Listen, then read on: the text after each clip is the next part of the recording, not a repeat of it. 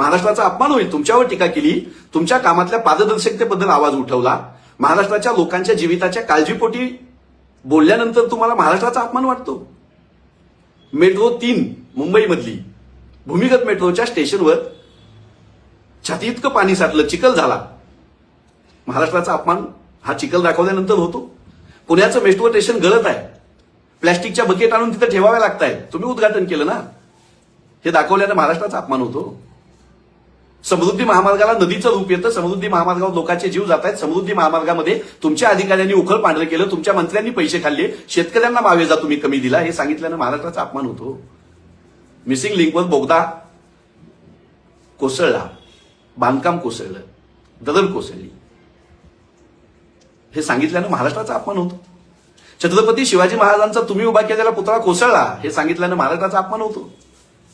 तुमच्या कामामधली अनियमितता, तुमच्या कामामध्ये असलेला पारदर्शकतेचा अभाव, तुम्ही या कामामध्ये केलेला भ्रष्टाचार, याच्या गुणवत्तेकडे केलेलं दुर्लक्ष आणि ढोल बनवण्याचे मोठे मोठे केलेले इव्हेंट, यानं महाराष्ट्राची बदनामी होते असं तुम्ही सुचवते. तुमच्या प्रशासनातील त्रुटी, तुमच्या कामातील त्रुटी, अपयश महाराष्ट्राच्या मागे लपवत आहे आणि विरोधी पक्षांना दाब टाकताय, धमक्या देत आहे. तुमची अख्खी कारकीर्द विरोधी पक्षनेता म्हणून उभी राहिली. तुम्ही महाराष्ट्राच्या अनेक मंत्र्यांवर, काँग्रेसच्या, राष्ट्रवादीच्या भ्रष्टाचाराचे आरोप केले, ते कुणाचे पैसे घेऊन केले होते? नागपूरच्या हिवाळी अधिवेशनावर सिंचन घोटाळ्याचे बैलगाडीवर पुरावे तुम्ही कोणाचे पैसे देऊन घेऊन आले होते? मग आदर्श घोटाळ्यावर तुम्ही काँग्रेसच्या मुख्यमंत्र्यांवर आरोप केले होते, ते कोणाचे पैसे घेऊन केले होते? महाराष्ट्र सदन घोटाळ्यामध्ये छगन भुजबळ साहेबांना तुरुंगात टाकणार आणि चक्की पिसिंग करायला लावणार, असं तुम्ही कोणाचे पैसे घेऊन म्हणत होते? विरोधी पक्षनेता होते ना तुम्ही. आरोप करण्यामध्ये तुमची निम्मी हयात गेली ना. असेच पैसे घेऊन करत होते का तुम्ही आरोप? त्यावेळेस महाराष्ट्राची बदनामी होत नव्हती. कधी होते महाराष्ट्राची बदनामी?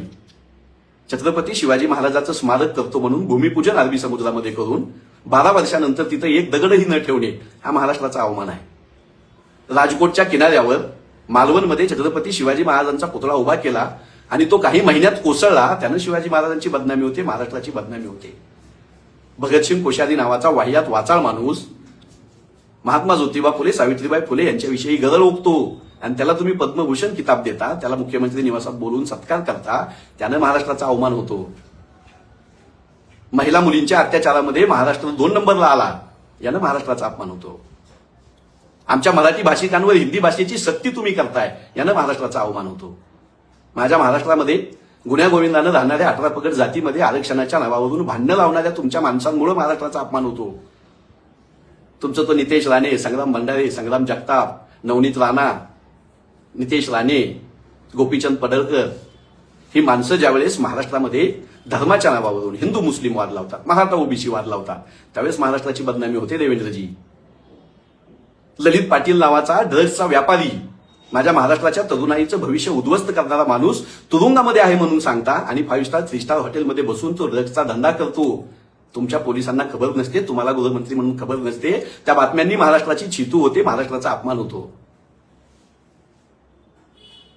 दलित समाजातला एक पोरगा मोर्चामध्ये सहभागी झाला म्हणून त्याला तुमचे पोलीस उचलतात, परभणीमध्ये पोलीस स्टेशनमध्ये नेतात आणि बेदम मारून त्याचा जीव घेतात आणि तुम्ही विधिमंडळामध्ये त्याला अटॅक आला म्हणून सांगताय, यानं महाराष्ट्राचा अवमान होतो. सोमनाथ सूर्यवंशीची हत्या केल्यानं महाराष्ट्राचा अवमान होतो. संतोष देशमुखांचा मारेकरी कृष्ण आंधळे तुम्हाला सापडत नाही, ही महाराष्ट्रासाठी नाचक्कीची गोष्ट आहे, यानं महाराष्ट्रामध्ये अपमान होतो महाराष्ट्राचा. शेतकऱ्यांना कर्जमाफी देतो म्हणून भाषणं द्यायची आणि सत्ता आल्यानंतर 1000 कारणं सांगून टाळाटाळ करायची. शेतकरी आत्महत्येमध्ये महाराष्ट्र नंबर 1 वर येतोय, यानं महाराष्ट्राचा अवमान होतो. शेतकरी कर्जमाफीसाठी तुम्ही जी कमिटी बसवली, त्या कमिटीचे परदेशी म्हणून असलेले अधिकारी विरोधी पक्षाच्या शिष्टमंडळाला आज भेटायला बोलावतात. त्याच्यामध्ये बंटी पाटील साहेबांसारखे, रोहित पवारांसारखे, हेमंत ओगलेंसारखे, महादेवजी जानकरांसारखे, शेतकरी नेते अजित नवले यांच्यासारखी माणसं जाऊन 2 तास वाट बघून येतात. तुम्ही त्यांना भेटत नाही, तुमचे अधिकारी त्यांना भेटत नाहीत, यानं महाराष्ट्राचा अवमान होतो. तुमच्या विधिमंडळामधला सदस्य ज्यावेळेस कॅन्टीनमध्ये अन्न चांगलं भेटलं नाही म्हणून एखाद्या गरीब वेटरला बुक्या घालतो, टावेलवर बनेलवर मारामारी करतो, त्यावेळेस महाराष्ट्राचा अवमान होतो. वाळू माफियांना मोकळं रान सोडता, भ्रष्टाचाऱ्यांना मोकळं रान सोडता, खुनी दरोडेखोर तुम्हाला सापडत नाहीत, महिला अत्याचार थांबत नाहीत, शेतकरी आत्महत्या थांबत नाहीत, यानं महाराष्ट्राचा अवमान होतो. सरकारी प्रोजेक्टमध्ये करोडो रुपयाचा मलिदा तुम्ही खाता, तुमचा पक्ष खातो, तुमचे आमदार मंत्री खातात, तुमच्या मंत्र्यांच्या केबिनमध्ये, तुमच्या मंत्र्यांच्या बेडरूममध्ये पैशानं भरलेल्या बॅग सापडतात. त्यानं महाराष्ट्राचा अवमान होतो. अर्जुन खोतकर नावाचे मंत्री धुळ्याच्या विश्रामगृहामध्ये ज्यावेळेस सरकारी अधिकारी पैसे घेताना सापडतात त्यावेळेस महाराष्ट्राचा अवमान होतो. तुम्ही महाराष्ट्राची दुहाई आम्हाला दे ना. महाराष्ट्राचा अवमान होतो म्हणून त्या पाठीमागे लपणार. देवेंद्रजी, तुम्ही केलेल्या विकास कामामधल्या भ्रष्टाचारावर तुम्हाला विरोधकांना तोंड द्यावं लागेल. महाराष्ट्रातल्या जनतेपुढे तुम्हाला हिशोब ठेवावा लागेल. सोशल मीडिया हा तुमची जहागीर आता राहिलेला नाही, तुमचं मैदान राहिलेलं नाही. या महाराष्ट्रातली गवताची पाती आता तलवार होत आहेत. विचारत आहेत प्रश्न, बोलत आहेत, जाब विचारत आहेत. टीईटीचा पेपर फुटल्यानं जी महाराष्ट्राची बदनामी झाली ना, त्याची लाज शरम आपल्या सगळ्यांना वाटली पाहिजे. त्यानं महाराष्ट्राची बदनामी होते.